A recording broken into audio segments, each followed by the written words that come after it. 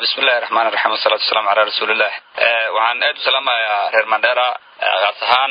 dadka ku nool Mandera East ma ayaan aad u salaamaya waxa dhacday ayaamahan ama bil la soo dhaafay inaan aad iyo aad aan dib ugu qabnay dhanka amaanka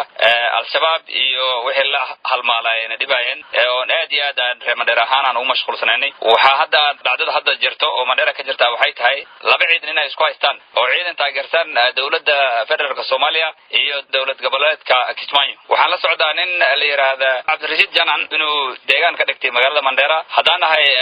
mudana laga soo doortay Mandera East marna ma ogolaanayno in dad wadankooda soo burburiyay burburiyaan Kenya ay burburiyaan qaasana Mandera East ay burburiyaan marka dadkeeda waxaan u sheegay inay sida ugu dhaqsada badan ay ugu baxaan magaalada Mandera ninka ka soo tagay oo ama xabsi ka soo baxaa ama meeshu ka soo baxa ninka asaga ha iskiga taga magaalada Mandera aada meel kale oo u malay inuu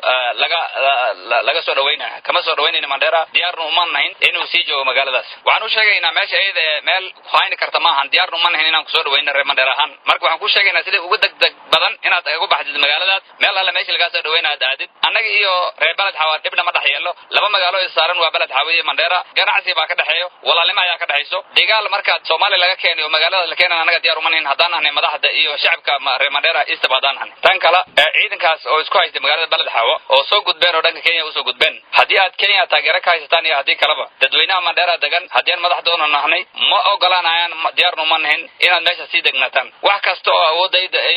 insha Allah ta'ala awood Ilaahay baa iska leh laakiin wax kasto oo awood insha Allah ma reeban doono sidii degdeg inaad magaalada ugu baxdaan meeshaas ka imaadaan meel kasta meesha doonaysaan aad aadaan oo magaalada ka baxdaan waa idin sheegay wa salaamu alaykum wa rahmatullahi wa barakatuh